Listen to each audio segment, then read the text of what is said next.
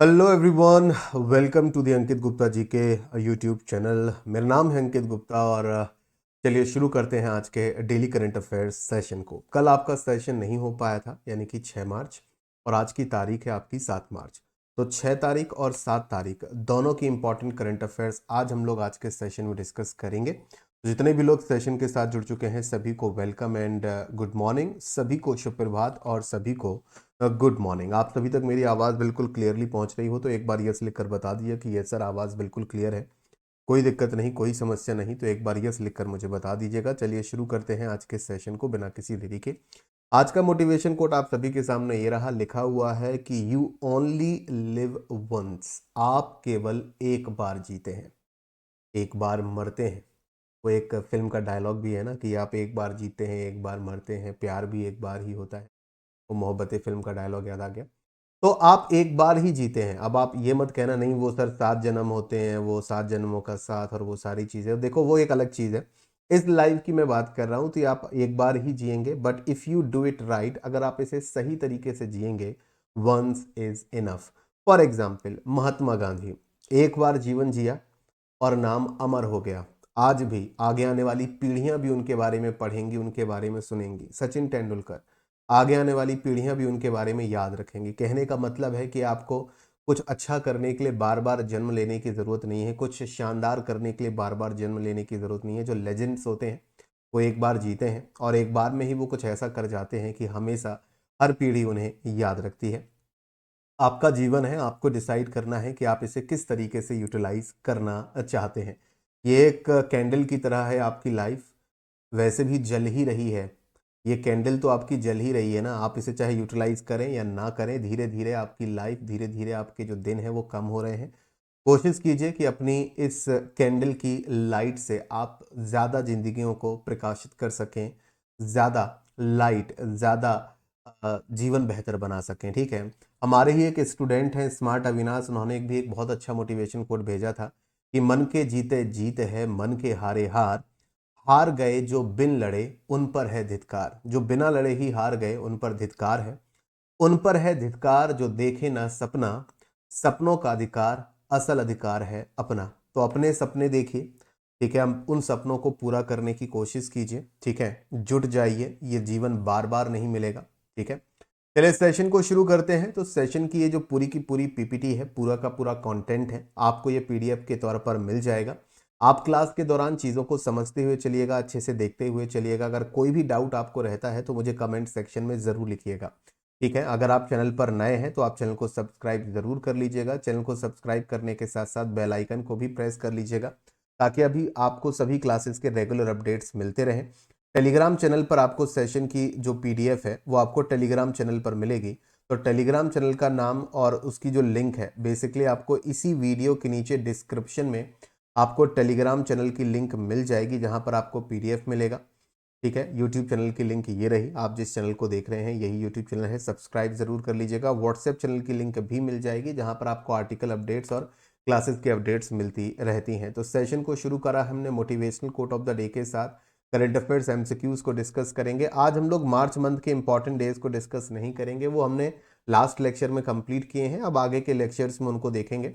ठीक है, current affairs news भी रहेगी, करंट अफेयर्स एमसीक्यूज सिमिलरली चलेंगे, मतलब जो भी हम करंट अफेयर्स न्यूज़ डिस्कस करने वाले हैं उससे रिलेटेड जो एमसीक्यू है वो पहले पूछेंगे, फिर उससे रिलेटेड डिटेल न्यूज़ भी होगी, स्टैटिक जीके भी होगा, मैप प्रैक्टिस भी होगी, सेशन के लास्ट में होमवर्क भी होगा।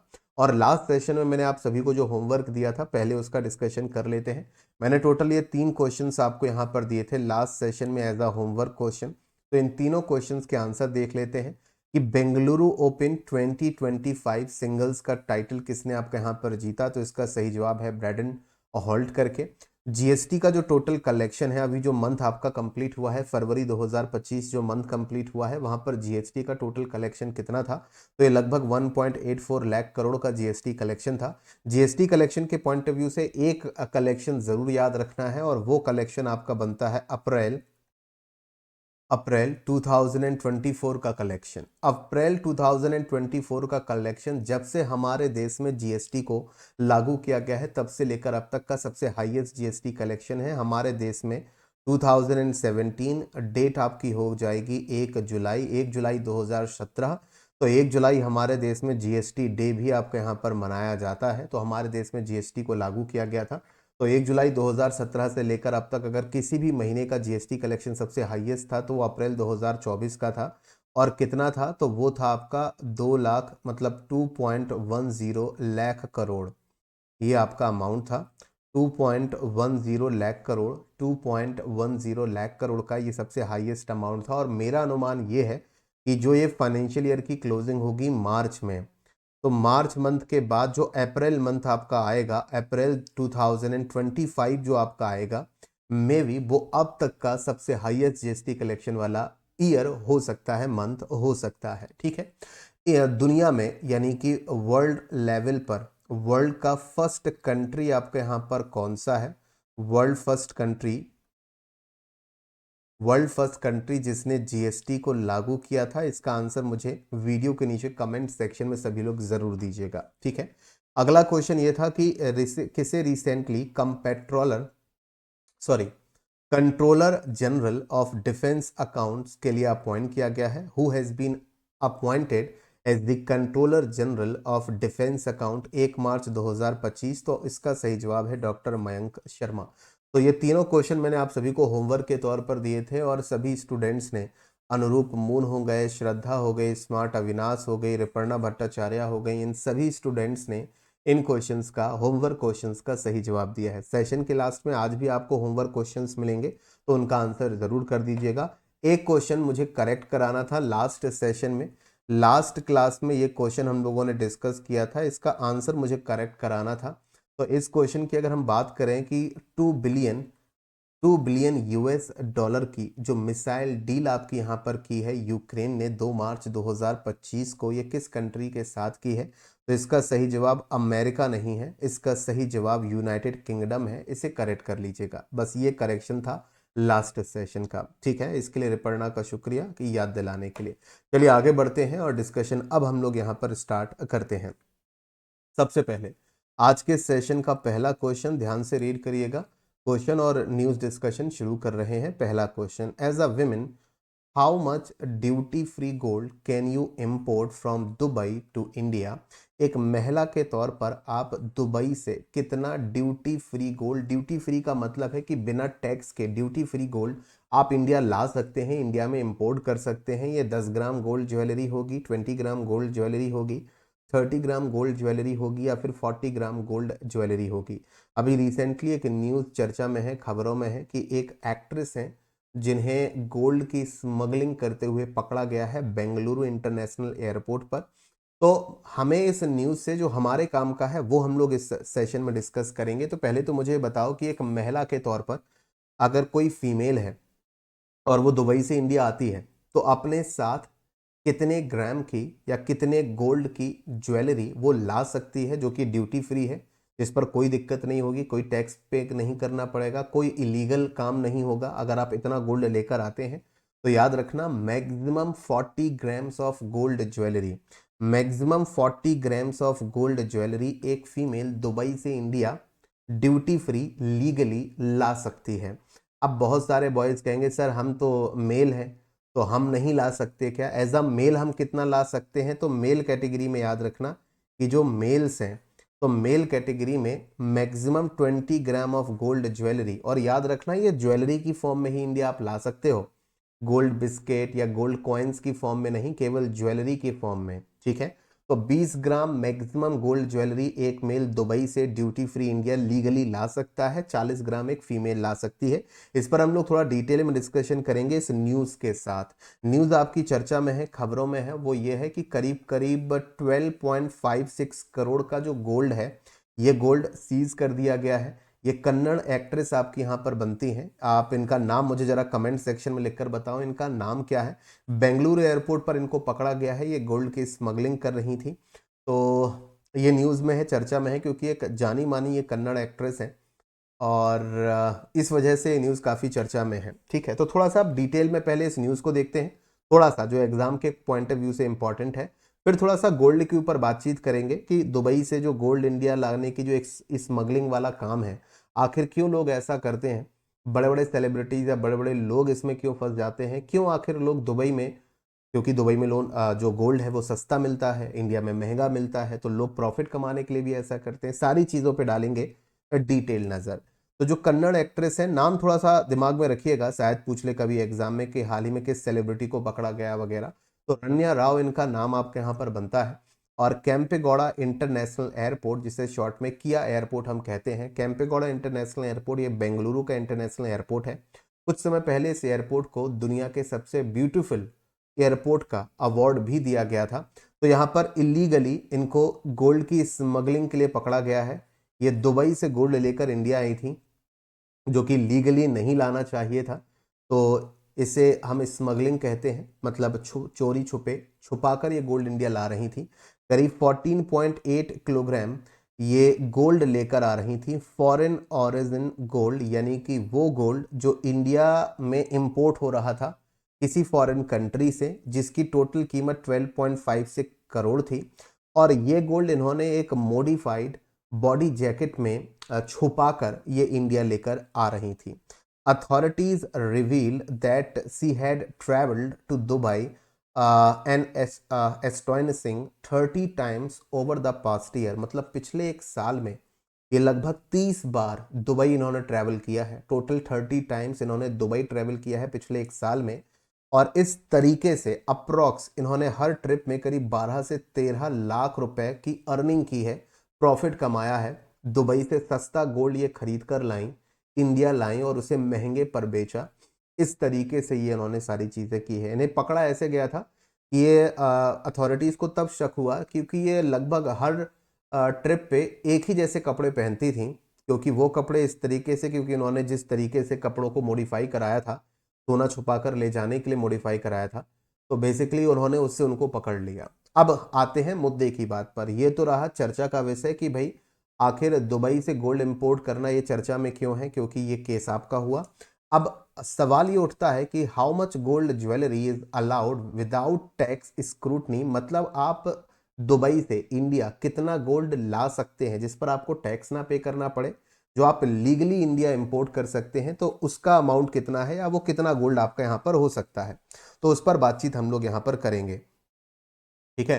तो if you are in Dubai, अगर आप दुबई में हैं और आप प्लानिंग कर रहे हैं, planning to bring gold jewellery with you during your return journey, तो अगर आप दुबई से इंडिया आप वापस आ रहे हैं और अपनी जर्नी के साथ आप वहां से ज्वेलरी लाने की सोच रहे हैं, गोल्ड ज्वेलरी लाने की सोच रहे हैं, तो आपको कुछ इंपॉर्टेंट फैक्ट्स और टैक्स रूल्स यहाँ पर समझने होंगे, ठीक है। तो पहली चीज तो आपको ये समझनी है कि gold and silver from the foreign markets, यानी कि किसी भी फॉरेन मार्केट से, किसी भी फॉरेन कंट्री से जब आप गोल्ड और सिल्वर खरीदते हैं, तो आप इंडिया में ये केवल ज्वेलरी की फॉर्म में या फिर ऑर्नामेंट्स, यानी कि या तो आभूषण या ज्वेलरी की फॉर्म में ही आप इंडिया ला सकते हो। बिना मतलब अंगूठी हो, हार हो, नेकलेस हो, टॉप्स, मतलब आप समझ गए ना कि आप इसे केवल ज्वेलरी और ऑर्नामेंट्स की फॉर्म में ला सकते हैं। अगर आपको ये लगता है कि मैं गोल्ड कॉइन ला सकता हूँ, गोल्ड बिस्किट ला सकता हूँ, यहाँ पर इमेज जो आपको यहाँ पर दिख रही है, इस इमेज को अगर आप ध्यान से देखोगे तो ये गोल्ड बिस्किट्स हैं जिनको छुपाकर लाया गया था। तो आप गोल्ड बिस्किट्स या गोल्ड कॉइन या किसी भी दूसरी तरीके के फॉर्म में आप गोल्ड को इंडिया में इंपोर्ट नहीं कर सकते। केवल ज्वेलरी की फॉर्म में ही आप फॉरेन मार्केट से खरीदा गया गोल्ड इंडिया ला सकते हैं। Indian laws do not allow the import of gold और सिल्वर, ना ही सोना और ना ही चांदी आप इंडिया इंपोर्ट कर सकते हैं, ये अलाउ नहीं है। अगर वो ऑर्नामेंट्स या ज्वेलरी की फॉर्म में नहीं है तो फिर आप उसे इंडिया नहीं ला सकते। बात समझ में आ गई? केवल आप ज्वेलरी और ऑर्नामेंट्स के फॉर्म में ही गोल्ड और सिल्वर इंडिया ला सकते हैं। Gold coin, silver coins, gold brick या सिल्वर ब्रिक आप इंडिया नहीं ला सकते, पहली कंडीशन। देन द लिमिट्स, अब ला कितना सकते हैं? अगर हम ज्वेलरी लेकर आ रहे हैं तो ज्वेलरी कितनी लाई जा सकती है? ज्वेलरी जो प्रिस्क्राइब्ड लिमिट है central board of indirect taxes and customs के द्वारा जो बताया गया है, फॉर एन इंडियन पैसेंजर जो कि दुबई या किसी फॉरेन मार्केट से इंडिया आ रहा है, कमिंग बैक टू इंडिया, वो इंडिया वापस आ रहा है, after a period of more than 1 year. इसमें ये पीरियड वाली कंडीशन भी है कि अगर आप 1 साल से ज्यादा बाहर रहे हैं, फॉरेन कंट्री में रहे हैं और आप 1 साल के पीरियड के बाद इंडिया आ रहे हैं, और अगर आप मेल हैं तो मैक्सिमम गोल्ड ज्वेलरी आप 20 ग्राम ला सकते हो। 20 ग्राम मैक्सिमम है, जिसकी अमाउंट में वैल्यू 50,000 से ज्यादा नहीं हो सकती। और अगर आप फीमेल हैं तो maximum 40 gram of gold jewellery या फिर इसकी जो मैक्सिमम वैल्यू है वो 1 लाख से ज्यादा आपके यहाँ पर नहीं हो सकती, जिस पर आपको टैक्स नहीं पे करना पड़ेगा, जो लीगली आप इंडिया में इंपोर्ट कर सकते हो। ठीक है, क्लियर है मेरी बात। लेकिन आपके मन में ये सवाल कि अगर सर हम 20 ग्राम से ज्यादा लाते हैं तो क्या ला ही नहीं सकते? अगर हमने मान लो महंगी ज्वेलरी खरीदी, भारी भरकम ज्वेलरी खरीदी, तो आप ला सकते हो, फिर आपको उस पर टैक्स यानी कि आपको इंपोर्ट ड्यूटी या कस्टम ड्यूटी आपको पे करनी पड़ेगी। आप कस्टम ड्यूटी पे करिए, लेकर आइए। जैसे कि फॉर मेल पैसेंजर्स, अब male passengers maximum 20 gram of gold jewellery ही ला सकते हैं, duty free, custom duty free, उससे ज्यादा नहीं। तो अगर आप 20 ग्राम से ज्यादा लेकर आते हैं, 20 ग्राम से लेकर 50 ग्राम के बीच में आप ज्वेलरी लेकर आते हैं और आप मेल पैसेंजर हैं, तो ऐसे में आपको 3% की कस्टम ड्यूटी पे करनी पड़ेगी। और अगर आप 50 ग्राम से ज्यादा और 100 ग्राम के बीच की ज्वेलरी लेकर आते हैं, आप मेल पैसेंजर हैं, तो आपको 6% कस्टम ड्यूटी पे करनी पड़ेगी। टोटल जो ज्वेलरी है उसका 6%, जो उसकी वैल्यू है, गोल्ड ज्वेलरी की जो वैल्यू है उसका 6% कस्टम ड्यूटी पे करनी पड़ेगी। और अगर आप जो ज्वेलरी लेकर आ रहे हैं वो 100 ग्राम से ज्यादा की है तो उसकी टोटल वैल्यू का 10% आपको यहां पर कस्टम ड्यूटी पे करनी पड़ेगी। अगर आप फीमेल पैसेंजर हैं तो फीमेल पैसेंजर की कंडीशन में, फीमेल पैसेंजर की कंडीशन में तो मैक्सिमम लिमिट आपकी 40 ग्राम है ड्यूटी फ्री। तो 40 ग्राम से लेकर यानी कि 40 ग्राम से ज्यादा और 100 ग्राम के बीच में आपकी ज्वेलरी है तो 3%, 100 ग्राम से ज्यादा 200 ग्राम के बीच में 6% और 200 ग्राम से ज्यादा पर 10%।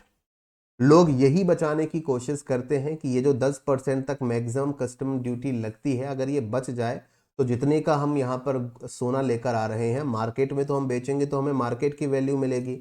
लेकिन जो हमने 10% बचा लिया, ये सीधा सीधा प्रॉफिट हो जाता है। क्योंकि अब आप यहाँ पर देखिए कि यहाँ पर जो ये एक्ट्रेस हैं ये कितना सोना लेकर आई। अब ये सोना लेकर आपका यहाँ पर आई थी अप्रॉक्स, जस्ट अ सेकेंड, ये सोना लेकर आई थी जिसकी टोटल वैल्यू, मतलब जो अगर हम बात करें तो वो तो किलोग्राम में था, करीब 14 किलोग्राम का गोल्ड लेकर आई, करीब करीब 15 किलोग्राम का गोल्ड। तो 15 किलोग्राम का अगर गोल्ड वो लेकर आई हैं तो ऐसी कंडीशन में तो भाई ये 10% इस पर कस्टम ड्यूटी इनको पे करनी पड़ती है ना। 14-15 किलोग्राम के गोल्ड पर वो ये ना पे करनी पड़े, इसलिए वो चोरी छुपे छुपा कर ये सोना इंडिया में ला रही थी। और वो भी आप देखिए कि गोल्ड बिस्किट्स लेकर आ रही थी। अब आप सोचिए, तो यही होता है कि बहुत सारे लोग इस तरीके की चीजें करते हैं, आपने कई बार फिल्मों वगैरह में भी देखा होगा। अब ड्यूरेशन के ऊपर थोड़ी सी बातचीत कर लेते हैं। जैसे कि मैंने आपसे बताया कि अगर कोई बाहर रहता है, 1 साल से ज्यादा पीरियड तक बाहर रहता है और 1 साल के बाद इंडिया आता है वापस, तो मेल में 50,000 और फीमेल के लिए 1 लाख रुपए। तो यहां पर वो कस्टम ड्यूटी पे करेगा 1 किलोग्राम तक, करीब करीब 13.7% की कस्टम ड्यूटी उसे पे करनी होगी अगर वो 1 किलोग्राम या उससे कम का गोल्ड लेकर आ रहा है। लेकिन अगर कोई व्यक्ति बाहर गया 4-5 दिन के लिए, 10-15 दिन के लिए, वो 1 साल से कम है, तो ऐसे में ड्यूटी फ्री अलाउंस नहीं है, नॉट अलाउ। अरे सर हम तो 10 दिन के लिए गए थे, हम सोना लेकर आ रहे थे, वो कहने लगे अरे भाई ड्यूटी फ्री अलाउंस नहीं है, आपको तो टैक्स पे करना पड़ेगा। अंकित सर तो कह रहे थे नहीं है, हम तो सर वो 40 ग्राम 20 ग्राम ही लेकर आ रहे थे जो अलाउ था। लेकिन अगर आप 1 साल से कम, अब आप वहाँ सोना खरीदने थोड़ी गए हो, आप घूमने गए हो, तो अगर आप 1 साल से कम पीरियड के लिए गए हो तो यहाँ पर ड्यूटी फ्री अलाउंस नहीं है, आपको करीब 38.50% कस्टम ड्यूटी पे करनी पड़ेगी। अब आप सोचिए कि जो एक्ट्रेस पकड़ी गई हैं वो पिछले 1 साल में यानी कि लास्ट 1 ईयर में टोटल 30 बार दुबई गई हैं और दुबई से आई हैं। तो यहाँ पर 30 बार आना जाने का मतलब तो ये हो गया ना कि लेस देन 1 ईयर, मतलब उनकी एक जो ट्रिप थी वो तो लेस देन 1 ईयर की थी। तो उनके द्वारा जो ज्वेलरी लाई गई उस पर तो 38% तक कस्टम ड्यूटी लगती। और अगर आप 6 महीने से लेकर 1 साल के बीच में बाहर रहे हैं, मतलब आप 6 महीने से ज्यादा बाहर रहे हैं लेकिन 1 साल से कम, तो not allowance, duty free allowance नहीं है। लेकिन हाँ, यहाँ पर थोड़ा सा आपको कस्टम ड्यूटी कम हो जाएगी। तो ये पूरा का पूरा कच्चा चिट्ठा है कि आखिर लोग क्यों दुबई जाते हैं, क्यों दुबई से खरीद कर लाते हैं। वो कस्टम ड्यूटी बचाने की कोशिश करते हैं, सोना छुपा कर लाते हैं ताकि टैक्स ना भरना पड़े, इंडिया में आकर बेचेंगे तो प्रॉफिट होगा। अब एक बड़ा सवाल, क्या दुबई में सोना इंडिया के मुकाबले सस्ता है? Answer is yes. तो यहाँ पर 10% या 20% जो टैक्स है वो तो आप बचा ही रहे हो, उसके अलावा वहां से सस्ता सोना आप खरीद रहे हो, तो वो एक्स्ट्रा प्रॉफिट है। जैसे कि अगर मैं बात करूं, Indians often travel to Dubai to buy gold at affordable rates, तो वहां पर आपको इंडिया के मुकाबले सोना सस्ता भी मिलता है। अब आपके मन में सवाल कि सर इंडिया के मुकाबले वहां पर सोना सस्ता क्यों है, आखिर क्या रीजंस हो सकते हैं? तो जो गोल्ड प्राइसेस हैं दुबई में वो चीपर है कंपेयर टू इंडिया, उसके कई अलग अलग रीजंस हैं। पहला रीजन आपका यहाँ पर ये है कि जो सोना सस्ता है दुबई में, उसका रीजन है कि वहां पर जीरो जीएसटी है। इंडिया में जीएसटी लगता है गोल्ड पर, दुबई में जीएसटी नहीं लगता।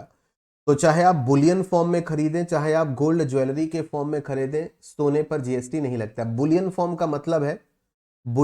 का मतलब है जैसे कि आप कॉइन खरीदते हैं या फिर आप ब्रिक खरीदते हैं, ये वाली, ठीक है, बड़े पैमाने पर स्टोर करने के लिए। तो अगर आप इस तरीके से सोना खरीदते हैं तो ये बुलियन फॉर्म में हुआ। गोल्ड ज्वेलरी आप समझते हो, तो जीएसटी जो लगना चाहिए वो नहीं लगता है।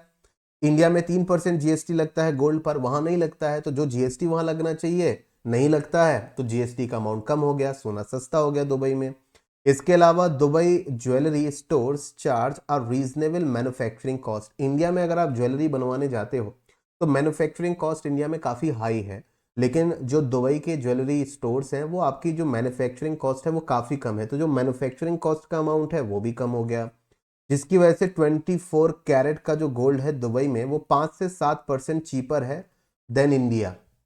इन सारे कारणों की वजह से दुबई में सोना सस्ता मिलता है, तो लोग सस्ता सोना खरीदकर इंडिया में लाकर महंगा बेचने की कोशिश करते हैं। और ये तभी पॉसिबल है जब आप टैक्स पे ना करें कस्टम, तो इसकी स्मगलिंग होती है ना, इलीगली, चोरी छुपे इलीगल तरीके से इंडिया में गोल्ड इंपोर्ट करने की कोशिश होती है। और ऐसे ही एक कोशिश में ये आपकी यहाँ पर जो एक्ट्रेस है वो पकड़ी गई। चलिए गोल्ड के ऊपर थोड़ी सी और स्टैटिक जीके के पॉइंट ऑफ व्यू से बात कर लेते हैं। गोल्ड की बात करें तो गोल्ड का largest consumer India, India one of the largest consumers of gold, क्योंकि इंडिया में जो गोल्ड है, गोल्ड का प्रोडक्शन काफी कम होता है, तो भारत दुनिया के उन देशों में शामिल है जो सबसे ज्यादा गोल्ड इंपोर्ट करता है या उसे कंज्यूम करता है। इंडिया में गोल्ड सबसे ज्यादा कंज्यूम होता है ज्वेलरी के पॉइंट ऑफ व्यू से, और लोग निवेश के पॉइंट ऑफ व्यू से भी गोल्ड खरीदते हैं। माइंस की बात कर लेते हैं गोल्ड की, तो इंडिया में कोलार कोलार गोल्ड फील्ड्स कर्नाटका, जिसे शॉर्ट में केजीएफ भी कहते हैं। आप लोगों ने वो मूवी देखी होगी केजीएफ वाली, है ना, तो केजीएफ की उस मूवी में आपने देखा होगा सोने वगैरह की खदान होती है, कोलार गोल्ड फील्ड, केजीएफ। तो ये एक समय इंडिया में गोल्ड, भारत की सबसे बड़ी और मेजर गोल्ड प्रोड्यूसिंग साइट हुआ करती थी, जहां से सबसे ज्यादा सोना प्रोड्यूस होता था, लेकिन इसे 2001 में क्लोज कर दिया गया है। तो अभी क्या इंडिया में कहीं पर सर गोल्ड प्रोडक्शन होता है, यानी कि खदान से सोना निकाला जाता है? Answer is yes. तो इंडिया में इस समय दो ऐसी माइंस हैं, दो ऐसी खदानें हैं जो प्राइमरी माइंस बनती हैं इंडिया में। पहली है आपकी हुत्ती। हुत्ती एक लोकेशन है कर्नाटका में, यहाँ पर गोल्ड माइनिंग आज भी होती है। और उत्तर प्रदेश के सोनभद्र जिले में भी गोल्ड माइनिंग आपकी यहाँ पर होती है। यहाँ पर सोन नदी बहती है, सोनभद्र जिले का नाम सोन नदी के नाम पर सोनभद्र है, और इस नदी में भी सोना पाया जाता है, इसीलिए इस नदी का नाम सोन रिवर है और जिले का नाम सोनभद्रा है। सोनभद्रा डिस्ट्रिक्ट इंडिया का इकलौता ऐसा जिला है, भारत का इकलौता ऐसा जिला है जो 4 राज्यों के साथ, 4 स्टेट्स के साथ बाउंड्री शेयर करता है। ये बिहार राज्य के साथ बाउंड्री शेयर करता है, ये एमपी के साथ बाउंड्री शेयर करता है, ये झारखंड के साथ बाउंड्री शेयर करता है, और ये छत्तीसगढ़ राज्य के साथ बाउंड्री शेयर करता है। स्टैटिक जीके का क्वेश्चन कि भारत का इकलौता ऐसा जिला जो 4 राज्यों के साथ बाउंड्री शेयर करता है, वो सोनभद्र डिस्ट्रिक्ट आपका यहाँ पर हो जाएगा, याद रखिएगा। ठीक है, अगर बोलने में कोई गलती हो जाए तो मुझे माफी दे दीजिएगा, क्योंकि क्या है कि इस समय मतलब दिन भर की थकान के बाद अब मैं ये सेशन रिकॉर्ड कर रहा हूँ, तो अगर कहीं पर मैं गलत बोल जाऊं, मतलब लिखा कुछ है और मैं गलती से कुछ बोल दिया, जैसे मैंने भी बोला कि भारत का इकलौता ऐसा राज्य जो 4 राज्यों से घिरा है, जबकि ये है कि भारत का इकलौता ऐसा जिला, डिस्ट्रिक्ट जो 4 राज्यों से घिरा है। क्योंकि मैं सुबह के या रात के, जो आप समझना चाहो, 3:15 पर ये सेशन रिकॉर्ड कर रहा हूँ। रिकॉर्ड करते करते सुबह के 4 बज जाएंगे, तो हो सकता है कि एक आध शब्द यहाँ वहाँ हो जाए, तो समझ जाना कि थोड़ा सा समय और नींद की वजह से भी हो सकता है। ठीक है, चलो तो इंपॉर्टेंट फैक्ट्स अबाउट गोल्ड में कुछ और फैक्ट्स भी देख लेते हैं। इंडिया में सोने की शुद्धता को लेकर हॉल मार्किंग होती है, और इंडिया में गोल्ड की प्योरिटी को लेकर जो हॉल मार्किंग होती है वो कौन करता है? BIS यानी कि bureau of Indian standards. Bharat सरकार ने एक स्कीम शुरू की थी, गोल्ड मोनेटाइजेशन स्कीम। इस स्कीम को शुरू किया गया था इंडिया में 2015 में, और इस स्कीम का मेन एम ये था सरकार का कि इनकरेज करना है लोगों को कि वो जो घर में पड़ा हुआ सोना है उसे बैंकों में डिपॉजिट करें और रिड्यूस करें इंपोर्ट, यानी कि वो सोना वो आप बैंक में डिपॉजिट कर सकते हो, उस सोने के पर आपको ब्याज भी मिलता है। तो इस सोने का इस्तेमाल आगे चल के लोगों की भलाई के लिए होगा। मतलब कुल मिलाकर गोल्ड इंपोर्ट को कम करने की कोशिश करने के लिए सरकार ने गोल्ड मोनेटाइजेशन स्कीम भी निकाली थी। लार्जेस्ट गोल्ड मार्केट्स की बात करें दुनिया में, अगर हम इंडिया में बात करें, नॉट इन वर्ल्ड, तो भारत में जो गोल्ड ट्रेडिंग के सबसे बड़े हब है, इंडिया के अंदर गोल्ड ट्रेडिंग का जो सबसे बड़ा हब है वो मुंबई है। मुंबई में एक बाजार है जिसका नाम है जावेरी बाजार, यहाँ पर गोल्ड ट्रेडिंग बड़े पैमाने पर होती है। इसके अलावा जो चेन्नई है, चेन्नई भी भारत में गोल्ड चेन्नई भी भारत में गोल्ड की ट्रेडिंग के लिए काफ़ी पॉपुलर है। दिल्ली भी है और कोलकाता भी है। तो ये सारी की सारी चीज़ें हमने गोल्ड के पॉइंट ऑफ व्यू से देखी, उस न्यूज़ के पॉइंट ऑफ व्यू से देखी, और ये सारी चीज़ें उम्मीद है कि आप पॉइंट समझ गए होंगे कि ये सारी चीज़ें एग्जाम के पॉइंट ऑफ व्यू से इंपॉर्टेंट थी। Next question, question number second, read it and answer it. That which country awarded prime minister Narendra Modi the honorary Order of freedom? तो किस देश ने प्रधानमंत्री नरेंद्र मोदी को ऑनररी ऑर्डर ऑफ फ्रीडम, उनके देश का जो सबसे बड़ा सम्मान है, उससे सम्मानित किया है? तो पीएम मोदी जी को इस सम्मान से यूके ने सम्मानित किया है, कनाडा ने सम्मानित किया है, बारबाडोस ने सम्मानित किया है, ब्राजील ने सम्मानित किया है। तो इस क्वेश्चन का सही जवाब रहेगा ऑप्शन नंबर सी, यानी कि बारबाडोस। अब एग्जाम के पॉइंट ऑफ व्यू से दो तीन चीजें इंपॉर्टेंट है, वो समझते हुए चलना। पहले नंबर पर यूनाइटेड किंगडम, तो पहले नंबर पर बात कर लेते हैं यहाँ की कैपिटल। तो यूके की कैपिटल आपकी यहाँ पर लंदन रहेगी, और पाउंड स्टर्लिंग यहाँ की करेंसी रहेगी। कनाडा की बात कर लेते हैं, ओटावा, ओटावा यहाँ की कैपिटल रहेगी, और कैनेडियन डॉलर यहाँ की करेंसी रहेगी। बारबराडोस की बात करें तो बारबराडोस, मैं बारबरा से मिलने जा रहा हूँ ब्रिज से होते हुए, मैं बारबरा से मिलने जा रहा हूँ ब्रिज से होते हुए, ये एक छोटी सी ट्रिक है। तो यहाँ की जो कैपिटल है वो है ब्रिज टाउन, ब्रिज टाउन यहाँ की कैपिटल है। मैं बारबरा से मिलने टाउन जा रहा हूं, मैं बारबरा से मिलने टाउन जा रहा हूं, तो टाउन जाते हुए रास्ते में ब्रिज मिलेगा, तो ब्रिज टाउन यहाँ की कैपिटल हो गई, याद रखना इंपॉर्टेंट रहेगा। करेंसी यहाँ की भी क्या है? डॉलर है। ब्राजील, ब्राजील की कैपिटल याद रखना काफी आसान है, काफी इजी है, क्योंकि यहाँ की कैपिटल कंट्री के नाम से ही है, ब्राजीलिया। क्या है? ब्राजीलिया यहाँ की कैपिटल है, ब्राजील। और करेंसी यहाँ की रहेगी रियाल, करेंसी यहाँ पर रहेगी रियाल। ठीक है भाई, क्लियर है, याद रखना। आगे बात कर लेते हैं इस न्यूज़ को लेकर। तो न्यूज़ जो आपकी यहाँ पर बनती है, बारबाडोस, बारबाडोस नॉट बारबरा, वो तो हमने ट्रिक के लिए याद रखने की कोशिश की है ना। बारबाडोस नामक जो कंट्री है उसने हमारे प्रधानमंत्री नरेंद्र मोदी जी को उनके स्ट्रेटेजिक लीडरशिप, जो कोविड-19 पैंडेमिक में मोदी जी और हमारे देश ने जो इस कंट्री की मदद की, उसके लिए उन्होंने इनको सम्मानित किया है। So prime minister Narendra Modi ji को यहाँ पर Honorary Order of Freedom of Barbados इस सम्मान से सम्मानित किया गया है। ये सम्मान मोदी जी को क्यों दिया गया? उनकी स्ट्रेटेजिक लीडरशिप और जो हमने मदद करी, वैल्यूएबल असिस्टेंस, जो हमने उनकी बहुत महत्वपूर्ण मदद करी कोविड-19 पैंडेमिक के दौरान। हमने कई सारे देशों की मदद की थी, इवन हमने बहुत सारी फ्री वैक्सीन भी उनको भेजी थी, तो उस मदद के लिए वो उनका शुक्रिया अदा कर रहे हैं। अनाउंसमेंट इस अवार्ड का बहुत पहले हो गया था, लेकिन ये अवार्ड दिया अब गया है, लेकिन मोदी जी इस अवार्ड को लेने नहीं पहुंचे। तो यहाँ पर जो आप तस्वीर देखकर कंफ्यूज हो गए कि ये तो प्राइम मिनिस्टर नरेंद्र मोदी जी नहीं है, तो ये है मिनिस्ट्री ऑफ एक्सटर्नल अफेयर्स ने, मतलब स्टेटमेंट जो आपके यहाँ पर दिया है, उस स्टेटमेंट में minister of state for external affairs and textile, minister of state for external affairs and textile, ये है पवित्रा पवित्रा मार्गरीटा। इन्होंने अवार्ड पीएम नरेंद्र मोदी जी के बिहाफ पर, पीएम नरेंद्र मोदी जी के बिहाफ पर इन्होंने अवार्ड जो है वो रिसीव किया।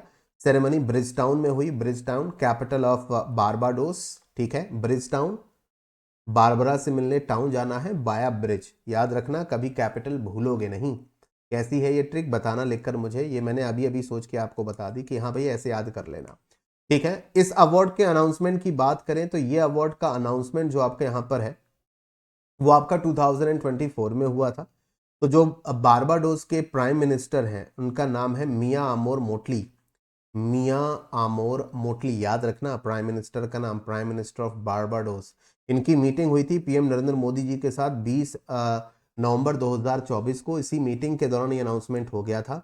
तो अब फाइनली अवार्ड दे दिया गया है, ठीक है। इंडिया और बारबाडोस के बीच में जो डिप्लोमेटिक रिलेशंस हैं, दोनों देश एक दूसरे की मदद करते हैं, दोनों देश व्यापार करते हैं, तो ये जो रिलेशनशिप है ये 1966 से है, ये भी याद रखना। Since the establishment of the diplomatic relations in 1966, India and Barbados have fostered a robust partnership characterized by the continuous engagement and development initiatives। तो दोनों देशों के बीच में संबंध काफ़ी अच्छे हैं, आप ऐसे समझो 1966 में दोनों देशों की सरकारों के बीच में संबंध स्थापित हुए और दोनों देशों ने साथ काम करना या फिर साथ में काम करना, मतलब आपसी संबंध बेहतर बनाने शुरू कर दिए थे, ठीक है भाई। चलिए आगे मैंने एक पूरी लिस्ट दे दी है आपको, ठीक है। इस लिस्ट को आपको पीडीएफ के तौर पर, आपको पीडीएफ में ये लिस्ट आपको मिल जाएगी, एक बार इस लिस्ट को जरूर देख लीजिएगा, स्पेशली कि कौन सा अवार्ड किस कंट्री का अवार्ड है। क्योंकि आज तक प्राइम मिनिस्टर नरेंद्र मोदी जी को जितने भी अवार्ड मिले हैं, 2016 में उन्हें 2 अवार्ड यहाँ पर दिए गए, सऊदी अरेबिया ने और अफगानिस्तान ने अवार्ड दिए थे। सऊदी अरेबिया का सम्मान ऑर्डर ऑफ किंग अब्दुल्लाजीज और ऑर्डर ऑफ अमानुल्लाह खां, ये 2 अवार्ड 2016 में,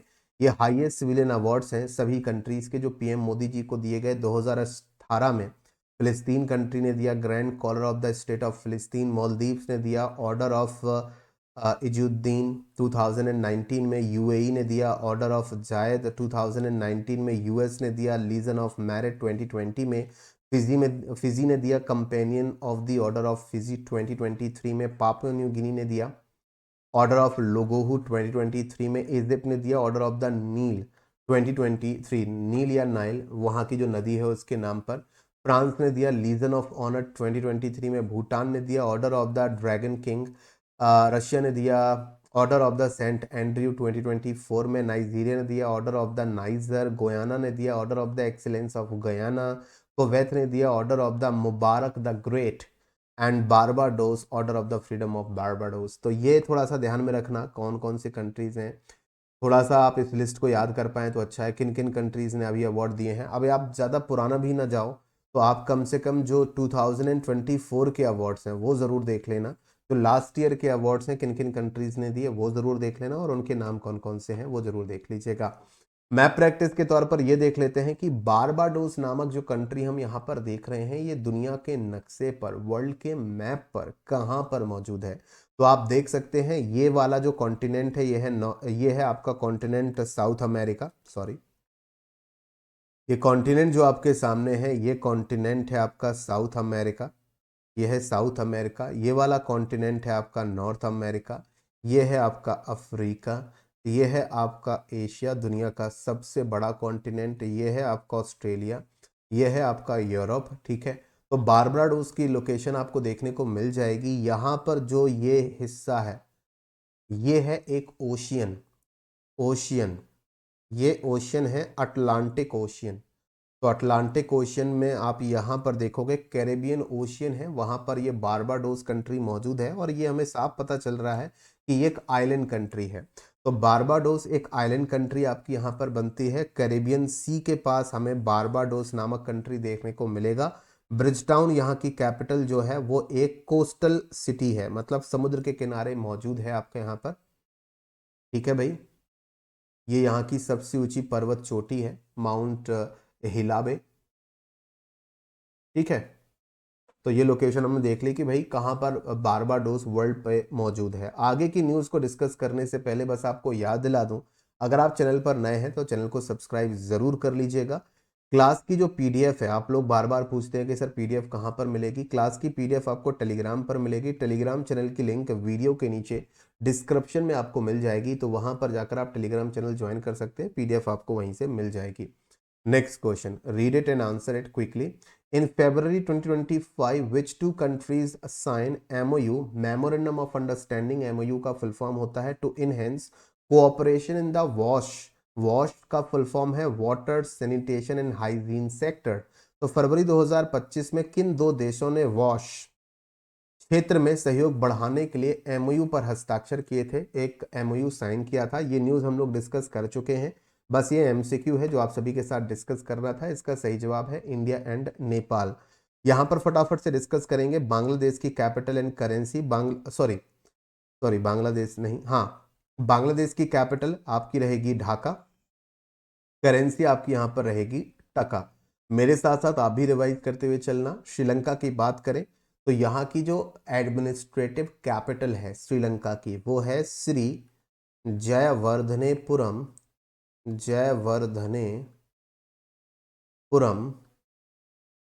कोट्टी। श्री जयवर्धनेपुरम कोट्टी, ये यहाँ की एडमिनिस्ट्रेटिव कैपिटल है अगर मैं श्रीलंका की बात करूं। और रुपया, श्रीलंकन रुपी यहाँ की करेंसी रहेगी। नेपाल की बात करते हैं तो काठमांडू यहाँ की कैपिटल है।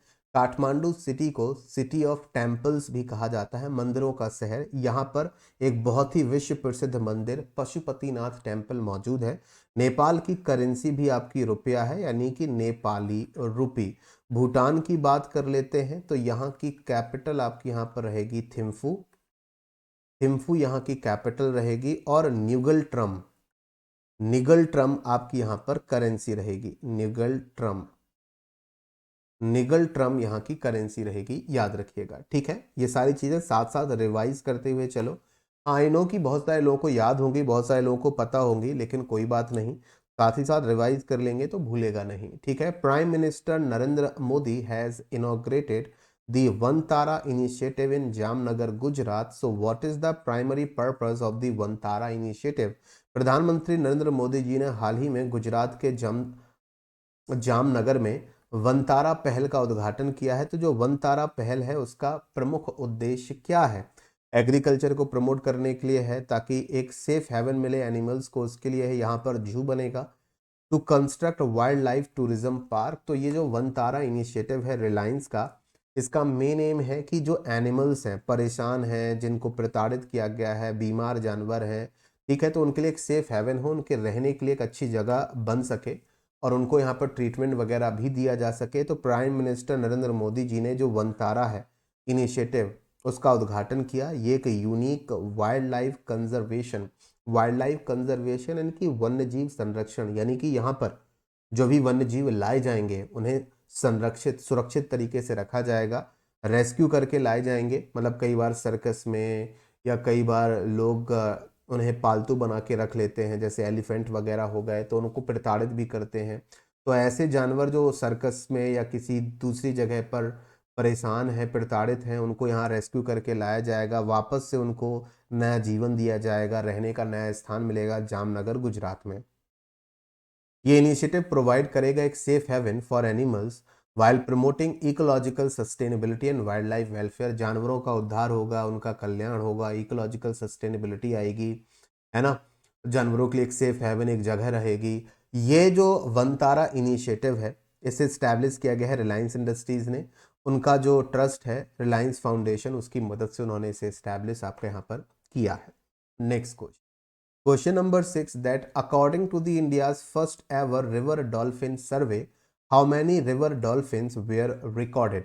भारत के पहले नदी डॉल्फिन सर्वेक्षण के अनुसार कितनी नदी डॉल्फिन दर्ज की गई हैं? अभी रिसेंटली जो रिवर डॉल्फिन है, नदी में पाई जाने वाली जो डॉल्फिन मछलियां हैं, उनका सर्वे कराया गया है, उनकी संख्या को काउंट किया गया है। तो भारत में इस सर्वे के अकॉर्डिंग भारत में टोटल कितनी रिवर डॉल्फिन्स हैं? तो इनकी टोटल संख्या है 6327, 6327। मैं आपको बता दूं कि जो गंगा नदी में पाई जाने वाली डॉल्फिन मछली है ना, जो डॉल्फिन मछली गंगा नदी में पाई जाती है, सॉरी,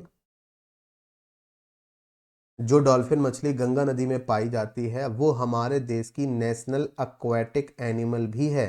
मतलब भारत की राष्ट्रीय जलीय जीव, नेशनल एक्वाटिक एनिमल, भारत का राष्ट्रीय जलीय जीव कौन है?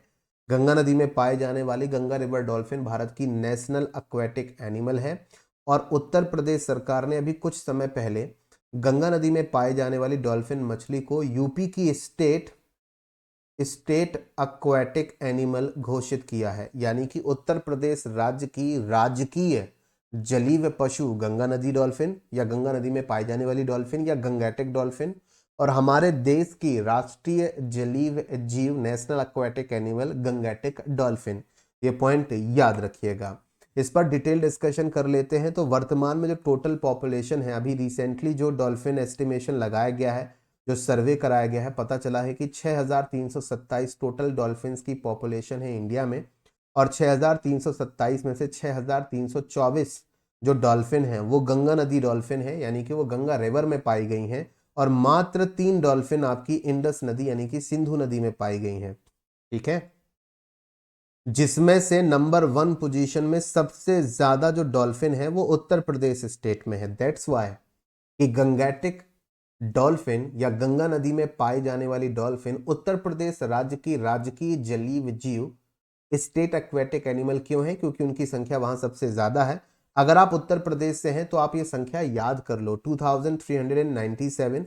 स्टेट रिलेटेड जो एग्जाम्स होते हैं वहां पर पूछा जा सकता है कि उत्तर प्रदेश में टोटल जो रिवर डॉल्फिन्स हैं उनकी संख्या कितनी है, वो आपसे पूछी जा सकती है। दूसरे नंबर पर बिहार स्टेट, यहाँ पर सबसे ज्यादा रिवर डॉल्फिन्स है 2220। अच्छा, बिहार की किस लोकेशन पर, लोकेशन छोड़ो, बिहार में उस वाइल्ड लाइफ सेंचुरी का नाम क्या है जो केवल गंगा नदी में पाई जाने वाली डॉल्फिन की सेंचुरी है? भारत में इकलौती गंगैटिक डॉल्फिन सेंचुरी बिहार राज्य में है, इकलौती, उसके अलावा है ही नहीं। उसका नाम क्या है? कमेंट सेक्शन में। तीसरे नंबर पर वेस्ट बंगाल स्टेट। तो जो गंगा नदी हमारे देश में फ्लो करती है, यूपी से होते हुए बिहार जाती है, बिहार से बंगाल जाती है, और गंगा नदी में ही डॉल्फिन मछलियों की संख्या सबसे ज्यादा। देन फिर असम है, झारखंड, राजस्थान, एमपी और पंजाब स्टेट है। गंगा नदी में जो पाई गई हैं वो है 3275। बाकी की मछलियां गंगा नदी की सहायक नदियों में पाई गई हैं, जैसे कि यमुना या गोमती नदी हो गई। तो ठीक है, ब्रह्मपुत्र नदी में पाई गई डॉल्फिन्स हैं करीब 584, जिनमें से 51 जो आपकी हैं वो ब्रह्मपुत्र नदी की ट्रिब्यूटरीज, मतलब कि उसकी जो सहायक नदियां हैं उसमें पाई गई हैं। 3 डॉल्फिन मछलियां ब्यास नदी में पाई गई हैं। ठीक है भाई, क्लियर है, याद रखिएगा। तो प्राइम मिनिस्टर नरेंद्र मोदी जी ने यहाँ पर, प्राइम मिनिस्टर नरेंद्र मोदी जी ने रिलीज की थी ये रिपोर्ट, मतलब कि जो इंडिया की रिवर डॉल्फिन की जो पॉपुलेशन है 6327, ये रिपोर्ट यहाँ पर रिलीज की थी पीएम मोदी जी ने जब वो विजिट करने गए थे गिर नेशनल पार्क गुजरात में। मैं आपको बता दूं कि गुजरात का जो गिर नेशनल पार्क है वो एशियाटिक लाइन्स के लिए फेमस है। एशियाटिक लाइन्स को हम लोग बब्बर शेर भी कहते हैं। इंडिया में और वर्ल्ड लेवल पर एशियाई शेरों का, एशियाटिक लाइन्स का इकलौता जो हैबिटेट है, स्थान है, वो गिर नेशनल पार्क है, जो कि गिर शासन के जंगलों के पास है। तो यहाँ पर 7वीं मीटिंग आयोजित हुई थी national board of wild life की, वहीं पर इस रिपोर्ट को पीएम मोदी जी ने क्या किया था, रिलीज किया था। डॉल्फिन पॉपुलेशन सर्वे की बात करें, इस पॉपुलेशन सर्वे को प्रोजेक्ट डॉल्फिन के अधीन कंडक्ट कराया गया था। हमारे देश में प्रोजेक्ट डॉल्फिन चलता है, जो कि हमारे देश में डॉल्फिन की संख्या को बढ़ाने के लिए काम करता है। ये करीब 8500 किलोमीटर के एरिया को, यानी कि गंगा नदी, ब्रह्मपुत्र नदी और सिंधु नदी के करीब 8500 किलोमीटर के एरिया को पिछले 2 सालों में ऑब्जर्व करके सर्वे चलाया गया था, जहां से हमें ये पता चला कि इंडिया में इतनी डॉल्फिन मछलियां आपकी यहाँ पर मौजूद हैं। सर्वे को 2021 से लेकर 2023 के बीच में कंडक्ट कराया गया, जिसमें wild life institute of India, इसके अलावा पंजाब स्टेट का फॉरेस्ट डिपार्टमेंट, यूपी का फॉरेस्ट डिपार्टमेंट, बिहार, असम, झारखंड, राजस्थान का फॉरेस्ट डिपार्टमेंट, एक एनजीओ भी इसमें शामिल था जिसका नाम था आरण्यक। आरण्यक नाम का एक एनजीओ भी इसमें शामिल था। वर्ल्ड वाइल्ड लाइफ फंड भी इसमें शामिल था। टर्टल सर्वाइवा अलायंस भी इसमें शामिल थी। वाइल्ड लाइफ, इन सभी ऑर्गेनाइजेशंस और डिपार्टमेंट्स ने मिलकर, राज्यों के फॉरेस्ट डिपार्टमेंट्स ने मिलकर इस सर्वे को कंडक्ट कराया गया। बड़े पैमाने पर लोगों की आवश्यकता पड़ी। Question number 8, read it and answer it, that recently which American clothing brand has signed Diljit Dosanjh as its brand ambassador। हाल ही में किस अमेरिकी कपड़ों के ब्रांड ने दिलजीत दोसांझ को अपना ब्रांड एम्बेसडर बनाया है? 4 ऑप्शन आपके सामने, क्विकली आंसर दीजिएगा कि सही जवाब इस क्वेश्चन का क्या होगा। करेक्ट आंसर इस क्वेश्चन का आपका रहेगा option number C. Next question, question number 9। Question number 9 is that which brand has Shubman Gill signed a deal with as his new bet sponsor? Shubman Gill ने अपने नए बैट के प्रायोजक के तौर पर किस ब्रांड के साथ डील आपकी यहाँ पर साइन की है? आप लोगों ने क्रिकेटर्स को खेलते हुए देखा होगा तो उनके बल्ले पर अगर आपने गौर किया हो तो उनके बल्ले पर किसी कंपनी का लोगो या एक स्टिकर रहता है। तो यहाँ पर बल्ले के प्रायोजक का मतलब है कि अब उनके बल्ले पर इस कंपनी का लोगो आपको नजर आएगा। ठीक है, इस ब्रांड का लोगो नजर आएगा, यूरो ग्रिप टायर्स का लोगो नजर आएगा, प्यूमा इंडिया का, एमआरएफ कंपनी का, लेविस का। तो करेक्ट आंसर इस कंपनी का है, इस क्वेश्चन का है एमआरएफ। एमआरएफ का जो फुल फॉर्म बनता है, एमआरएफ टायर्स आप लोगों ने देखे होंगे, सुने होंगे, देखे होंगे, मद्रास रबड़ फैक्ट्री। अगर नहीं पता तो नोट कर लो। जो मैं आप सभी के साथ लिख कर बता रहा हूं वो आपको पीडीएफ में नहीं मिलेगा, तो या तो आप इसे साथ ही साथ लिख लेना या माइंड में नोट डाउन करते जाना।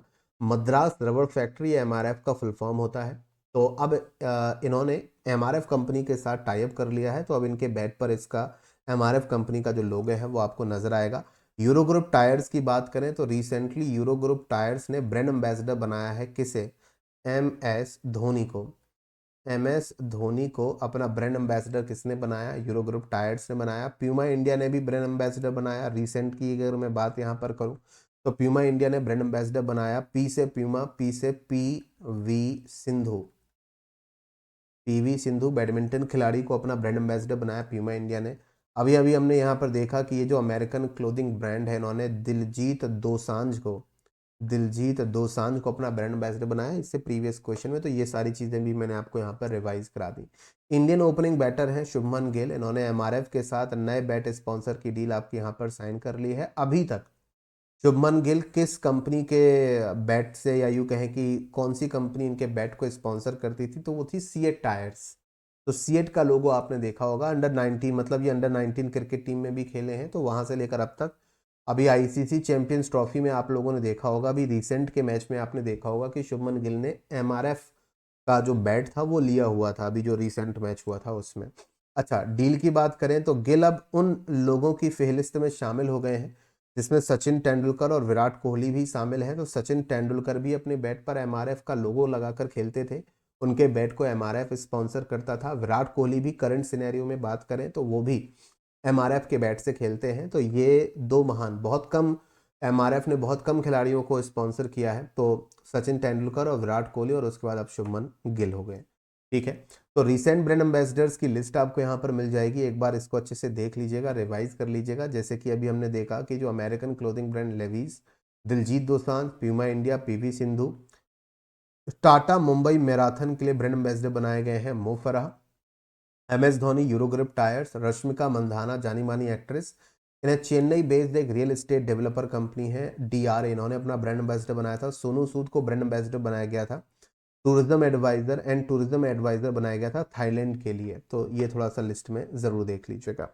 Next question, question number 10। Architect and educator, नाम इनका रहेगा लियू जियाकुन, ने रिसेंटली 2025 का प्रिज्कर आर्किटेक्चर प्राइज आपके यहाँ पर जीत लिया है, the most important award in architecture field. So he is from which country, किस कंट्री से बिलोंग करते हैं? वास्तुकार और शिक्षक लियू जियाकुन 2025 प्रिज्कर आर्किटेक्चर पुरस्कार जीता है, जो वास्तुकला आर्किटेक्चर की फील्ड का सबसे महत्वपूर्ण पुरस्कार है, और इस अवार्ड को आर्किटेक्चर फील्ड का नोबेल प्राइज भी कहते हैं। तो जिन्हें दिया गया है लियू जियाकुन, ये किस कंट्री से हैं? तो ये चाइना से बिलोंग करते हैं, जिन्होंने इस साल 2025 का प्रिज्कर आर्किटेक्चर प्राइज जीत लिया है। डिटेल देख लेते हैं एक बार। जियाकुन की बात करें, चाइना से बिलोंग करते हैं जियाकुन, इनका जन्म भी चाइना में हुआ है और एक काम भी चाइना में ही करते हैं। चाइना के चेंदगू नाम की लोकेशन पे ये काम करते हैं, और ये सेकंड चाइनीज आर्किटेक्ट हैं जिन्हें इस सम्मान से सम्मानित किया गया है। इससे पहले 2012 में वांग शू को प्रिज्कर आर्किटेक्चर प्राइज से सम्मानित किया गया है। तो ये ओवरऑल दूसरे ही चाइनीज आर्किटेक्चर रहेंगे जिन्हें इस सम्मान से सम्मानित किया गया। उम्र है 68 ईयर और ये इस अवार्ड के 54th लॉरिएट आपके यहाँ पर बनते हैं, यानी कि इस पुरस्कार के 54वें विजेता बनते हैं। अगर हम लोग बात करें आर्किटेक्चर फील्ड का नोबेल प्राइज किसे कहा जाता है, आर्किटेक्चर फील्ड का Nobel prize Pritzker architecture prize को कहा जाता है, याद रखिएगा। ठीक है, अवार्ड सेरेमनी आपकी आयोजित होगी बसंत के मौसम में। ठीक है, अबू धाबी में ये जो सेरेमनी है जहां पर इनको पुरस्कार दिया जाएगा वो दुबई अबू धाबी में आपकी यहाँ पर आयोजित होगी। Next question, question number 11, that is अंचिता Sharath Kamal who recently announced his retirement is associated with which sport? अंचिता शरथ कमल जिन्होंने हाल ही में रिटायरमेंट की घोषणा कर दी है वह किस खेल के खिलाड़ी आपके यहाँ पर बनते हैं? बहुत ही पॉपुलर खिलाड़ी रहे हैं अपने खेल के। ठीक है, फटाफट से मुझे लिखकर बताइएगा। बैडमिंटन के खिलाड़ी हैं, टेनिस के हैं, टेबल टेनिस के हैं, क्रिकेट। तो ये टेबल टेनिस के खिलाड़ी हैं, ऑप्शन नंबर सी टीटी या टेबल टेनिस। मेरा आप सभी से एक कठिन सवाल है कि चाइना में टेबल टेनिस को किस नाम से जाना जाता है? देखते हैं कितने लोगों को पता है। चाइना में टेबल टेनिस को किस नाम से जाना जाता है, जरा लिखकर बताओ। तो टेबल टेनिस के एक महान खिलाड़ी शरद कमल जी ने यहाँ पर रिटायरमेंट की घोषणा कर दी है। इंडियन टेबल टेनिस लेजेंड है, ठीक है, अंशतः शरद कमल रिटायरमेंट की घोषणा कर दी है और अभी अपना आखिरी मैच खेलेंगे, मतलब अभी आखिरी टूर्नामेंट खेलेंगे। ठीक है, एंडिंग हिज करियर, करीब 22 साल का इनका करियर रहा है और ये इस खेल के सबसे महान खिलाड़ियों में से एक रहे। 22 सालों तक इस खेल को इन्होंने खेला है। ठीक है, इनका जो फेयरवेल होगा इनके दोस्तों के साथ, इनके फैमिली के सामने होगा चेन्नई में, जहां पर WTT world table tennis WTT star contender event चल रहा है अपने फाइनल टूर्नामेंट में, तो जो कि 25 मार्च से 30 मार्च के बीच में होगा। तो वहां पर यह आखिरी इनका इवेंट होगा, टूर्नामेंट होगा और वहीं पर अपने दोस्तों और परिवार के लोगों के सामने ये अपने इस खेल को अलविदा कह देंगे, याद रखिएगा। अभी रिसेंटली जो रिटायर्ड प्लेयर्स आपके यहाँ पर हैं उनकी लिस्ट भी मैंने दे दी है कि रिटायर्ड प्लेयर जो रिसेंटली रिटायर हुए हैं, जैसे कि मार्टिन गप्टिल न्यूजीलैंड के क्रिकेटर, इंटरनेशनल क्रिकेट से रिटायरमेंट ले लिया। ऋषि धवन इंडियन क्रिकेटर थे, इन्होंने भी रिटायरमेंट ले लिया। मोइन अली ने भी रिटायरमेंट ले लिया, इंग्लैंड के इंटरनेशनल क्रिकेट से इन्होंने संन्यास ले लिया। टेनन गैब्रियल वेस्ट इंडीज के इंटरनेशनल क्रिकेट से इन्होंने संन्यास ले लिया। डेविड मलान ने इंटरनेशनल क्रिकेट से संन्यास ले लिया। दिमुथ कुरुनथरत्ने ये श्रीलंकन प्लेयर है, इंटरनेशनल क्रिकेट से रिटायरमेंट लिया और ये एक फुटबॉल खिलाड़ी हैं ब्राजील के, इन्होंने भी इंटरनेशनल क्रिकेट से रिटायरमेंट ले लिया। रिसेंटली आईसीसी का जो सेमीफाइनल हुआ था चैंपियंस ट्रॉफी का हमारा ऑस्ट्रेलिया के साथ, जहां पर हमने ऑस्ट्रेलिया को हरा दिया और अब हम लोग आईसीसी के चैंपियंस ट्रॉफी फाइनल में हम लोग अब आप यहाँ पहुंच गए हैं। तो इंडिया का आईसीसी चैंपियंस ट्रॉफी फाइनल हम किसके साथ खेलेंगे? न्यूजीलैंड के साथ खेलेंगे। ठीक है, तो इस हार के बाद ऑस्ट्रेलिया के जो वर्तमान कैप्टन थे ऑस्ट्रेलिया के, ठीक है, स्टीव स्मिथ, ठीक है, उन्होंने भी रिटायरमेंट की घोषणा कर दी है। स्टीव स्मिथ ने रिटायरमेंट की घोषणा कर दी है और इस आईसीसी टूर्नामेंट में चैंपियंस ट्रॉफी में खराब प्रदर्शन की वजह से एक और बांग्लादेश के प्लेयर हैं जिन्होंने रिटायरमेंट की घोषणा की है। जरा मुझे कमेंट करके बताओ कि बांग्लादेश के किस क्रिकेटर ने रिसेंटली आईसीसी टूर्नामेंट के बाद रिटायरमेंट की घोषणा की है, कमेंट सेक्शन में। अगला question, question number 12, that Uttarakhand cabinet has approved the implementation of central government's unified pension scheme UPS for officers and employees in the state. So what is the primary purpose of UPS? Uttarakhand मंत्रिमंडल ने राज्य के अधिकारियों और कर्मचारियों के लिए केंद्र सरकार की एकीकृत पेंशन योजना और यूनिफाइड पेंशन स्कीम के इम्प्लीमेंटेशन को मंजूरी दे दी है। इस योजना का प्राथमिक उद्देश्य क्या है? ये प्रोवाइड करेगा फ्री हेल्थ केयर, किसे? जो लोग रिटायर हो चुके हैं, जो अधिकारी रिटायर हो चुके हैं उन्हें। ये इंश्योर करेगा एक अश्योर्ड पे आउट आफ्टर द रिटायरमेंट, यानी कि रिटायरमेंट के बाद उनका रिटायरमेंट का जो अमाउंट है वो एक फिक्स अमाउंट उनको यहाँ पर मिले, पे आउट जो उनका बनता है वो मिले। ऑफर टैक्स बेनिफिट, ये स्कीम एम्प्लॉयज को टैक्स बेनिफिट ऑफर करेगी और रिप्लेस करेगी नेशनल पेंशन स्कीम को।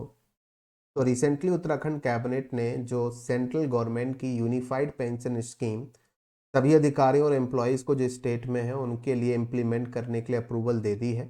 तो इसका जो मेन पर्पज़ है वो ये है कि रिटायरमेंट के बाद उनके लिए जो एक मुश्त राशि है, जो रिटायरमेंट अमाउंट है, वो उनके लिए यहाँ पर हो सके। थोड़ा सा डिटेल में देखेंगे तो जो उत्तराखंड की कैबिनेट है जिसको चेयर कर रहे थे उत्तराखंड के चीफ मिनिस्टर साहब, ठीक है, तो इन्होंने अप्रूवल दे दी है central governments unified pension scheme को, ठीक है, सभी ऑफिसर्स और एम्प्लॉय जो स्टेट के हैं। तो यूपीएस हैज़ बीन इंट्रोड्यूस, तो यूपीएस यानी कि यूनिफाइड पेंशन स्कीम जो आपकी है, इसे इंट्रोड्यूस किया गया था गवर्नमेंट के द्वारा under the national pension system, जो एनपीएस चलता है नेशनल पेंशन सिस्टम, उसी के तहत इसको इंट्रोड्यूस किया गया था बाय द सेंट्रल गवर्नमेंट, केंद्र सरकार के द्वारा।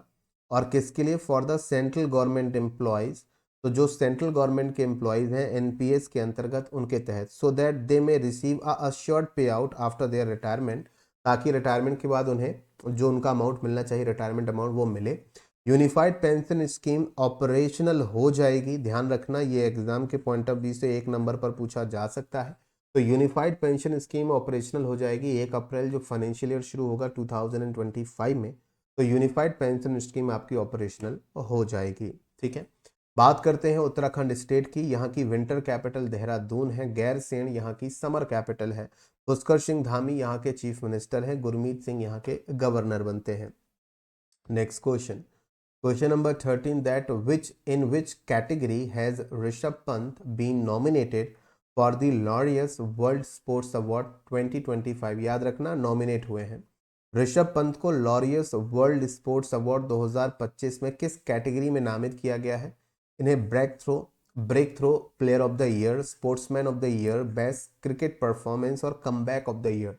आप सभी को याद होगा कि इनका एक काफ़ी बुरा एक्सीडेंट हुआ था और उसके बाद ये वापस एक्सीडेंट से उबर कर वापस आए थे, क्रिकेट खेलना वापस शुरू किया था। तो कमबैक ऑफ द ईयर आप वहीं से याद रखना कि बुरे एक्सीडेंट के बाद किस तरीके से इन्होंने कमबैक किया, कमबैक ऑफ द ईयर के लिए नॉमिनेट किया गया है।